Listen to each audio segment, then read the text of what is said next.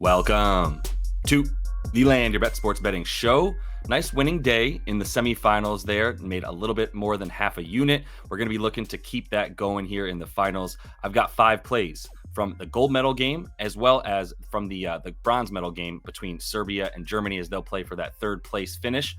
Let's go ahead and get right into those. Also going to show you the record here. I do have some futures bets that I put out at the beginning of the tourney. Looking good with most of those. So that's going to help us stay in the at least at even money if we can get a pretty good winning day here on Saturday. Quick look at the record. This does not include those futures bets that I mentioned. The one that should really take us over the top is LeBron to get the MVP. We got that at plus 400. I think he's got it wrapped up. Plus a win here for the USA would really seal the deal. Possible he wins the most valuable player of the tournament without even winning the actual championship and the gold medal with the USA. But we'll see what we've got in store here. I'm feeling pretty good about these props. Let's jump right into it. Let's just start in that bronze medal game. Going to go with the man who I love to bet on, Vasilije Micic. We're going to go over 14.5 points and assists for Micic in this one. We get minus 130. That's on FanDuel. And this is a number that I really like for him in a matchup that should be not necessarily easy, but he's proven that other than playing the US, it doesn't really matter who he's playing. He has been a very big focal point of the offense, even though he's not starting, right? He comes into the game a bit later, and he usually plays most of the fourth quarter, which is the reason that I feel comfortable his minutes should remain pretty consistent. That's sort of the last thing I mentioned here on the screen is that he's basically as reliable for what he's going to get as anybody on Serbia in terms of 22 to 24 minutes, 9 to 11 shots attempts in that range, and a couple free throws. He's done that pretty much every single game, hasn't really fluctuated too much away from it. So it's not like we have to worry about too high of a game or too low of a game for Meach. We can really bank on these numbers. And if he's going to take 10 shots, let's say, I really like him to be able to get at least the 10.5 points. And he's been diming up a ton. And I do expect Joker to shoot a bit more in this game. He didn't really take very many shots against, the US is throwing Embiid, Ant, and Bam at opposing centers. Not fun for anybody, even for Joker, who played 38 minutes in that game. Didn't even take the shot attempts, though, to get there. So I think he's going to have a bit more success even getting his shot off in the post against guys like Daniel Tice in this one, as opposed to having to bang bodies with AD and Joel, etc. So that's going to lead to fewer assists for Jokic, probably a lot more for Micic. I think he's good for those. And I think he's good for the points with the shot attempts. So we're going to take him to get at least 15 points and assists combined.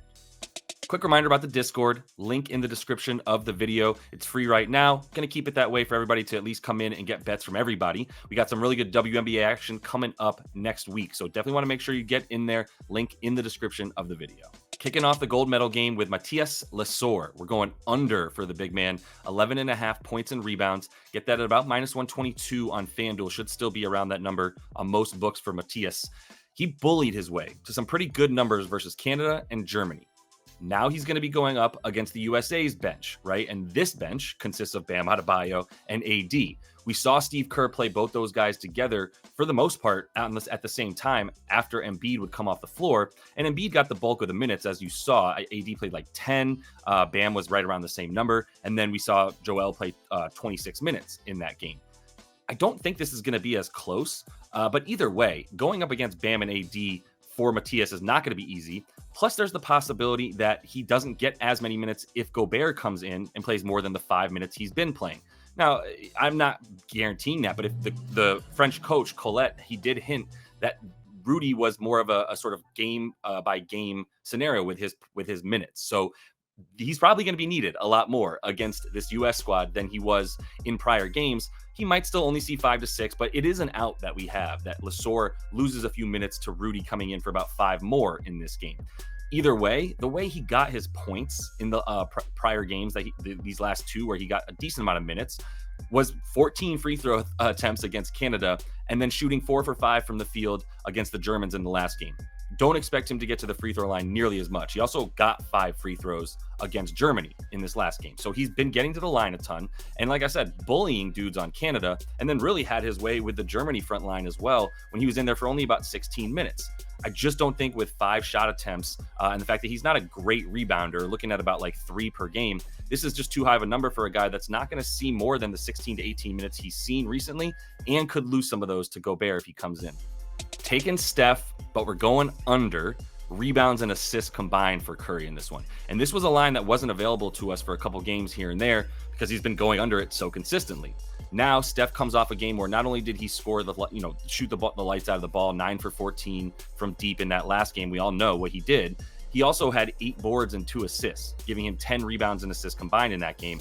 So now they bring the bet back to us, thinking that, oh, well, why would we take an under for a dude who we saw get 10? He played 33 minutes, right, and was going crazy. Well, there's a couple of things. One, he's not going to see 33 minutes again, unless, of course, he's shooting completely unconsciously. And I just don't think now that we have KD in the starting lineup, by the way, that Steph is in line for quite as many shots or threes. Right now, we've got another three-point shooter on the floor with KD taking Drew Holiday's spot, which makes sense. They're not messing around anymore. Put your best players on the floor. He's gone under this, though, in 7 of 8. And the only over was that game against Serbia recently, where I would venture to guess that how insanely well he was shooting just sort of drilled into him a bunch more energy on other parts of the floor. So when it came to rebounding and defense, everything was heightened a little bit because he's just running off adrenaline of not missing any of the shots that he's taking and really feeling himself and trying to will this team to victory. I don't think the minutes will be there. I don't think the amount of shots or the amount of makes that he's had in this last game, which should be an anomaly, are going to be there. Even though it's Steph Curry, it's like you got to come back down to earth at least a little bit. Even a little bit coming back down to earth for him means he should go under this number with the minutes that he's not going to get quite as many of.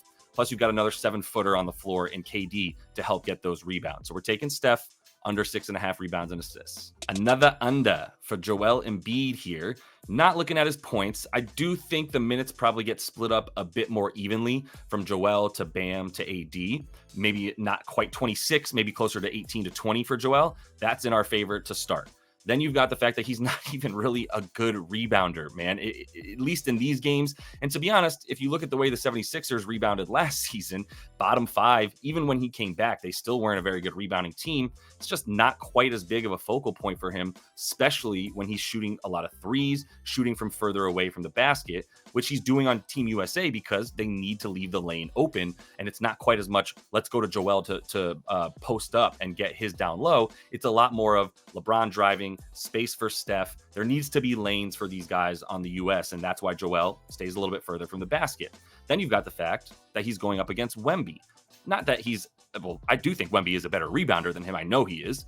But also, you've got Wemby playing on the perimeter as well. So both these centers for France and for the US are going to be playing further from the basket than they might normally be. And Wemby plays far from the basket no matter what, to be honest. But definitely a little bit more away from the basket for Joel than normal. So I really think as he's mirroring a lot of Wemby's minutes, and like I said, 18 to 20, Wemby I have projected at 30 to 32 minutes. So for the majority of Wemby's minutes, I do think Joel will be mirroring those and playing on the floor at the same time as him, which leaves that matchup there. Now, even if he's not guarding Wemby and he's guarding Yabusele doesn't post up either, and he's certainly not going to be posting up Embiid. So keep an eye out for the matchups, but either way, I really like these bets. You'll see I kind of split the units here, went half a unit for the under 4.5 boards. For the minus 160, I put 0.75 units down. So we've got 1.25 units to make back about 1.1 on this bet, the way that I split it up. Get a little bit better juice, and we still at least save our money a bit if he does go under, like let's say he gets 5 exactly. We're still in a good bet place to at least win a good amount of that money back. Isaia Cordinier, we're going with an over, and I really wish I had gone over. We're going to call him IC. I'm not doing that every time. I wish I had gone over for IC in this last game. Not quite as good of a matchup at this number against the US, which is the best team in the tournament in every facet of the game. But the German squad, who couldn't contain him to under 10.5 points, also has very good perimeter defenders, including Schroeder and Franz Wagner, who were out there and really couldn't stay in front of IC. So this dude, I just don't know how he was hiding on the bench for Colette and his French team, because he's far and away the best guard that they have on the squad here, whomever you want to put in there. The other guys they were giving minutes to, and including, Ntilikina as well as Fournier, neither of them are close to this dude in terms of being able to handle the ball, quickness, and athleticism. Both probably, at least Fournier a better shooter, no question, but still too old at this point to even get his own shot. So we really like IC to continue to sort of carry the load that he has from the guard perspective for France.